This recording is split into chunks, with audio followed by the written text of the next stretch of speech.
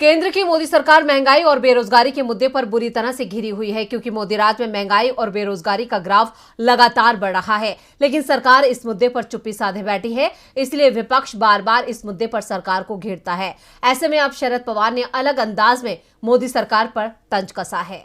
पिछले दिनों एक रिपोर्ट में खुलासा हुआ था कि दिसंबर महीने में बेरोजगारी दर ने सारे रिकॉर्ड तोड़ दिए थे, क्योंकि बेरोजगारी दर 8.3% पर पहुंच गई थी।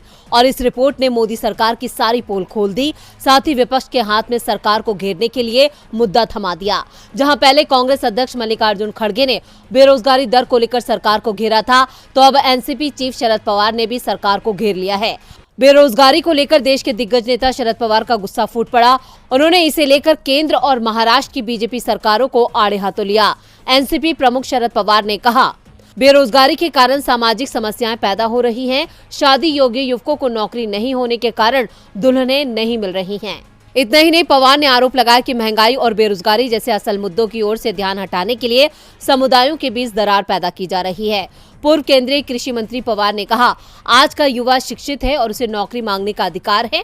उन्होंने कहा कि उद्योग महाराष्ट्र से बाहर जा रहे हैं, मौजूदा उद्योगों को कोई प्रोत्साहन नहीं दिया जा रहा है और नए व्यवसाय स्थापित करने के लिए कोई अवसर नहीं दिया जा रहा है। इससे बेरोजगारी बढ़ रही है। यानी सरकार जितना भी इस मुद्दे से भाग रही है, विपक्ष उतना ही इस मुद्दे को उठा रहा है और सरकार की पोल खोल रहा है।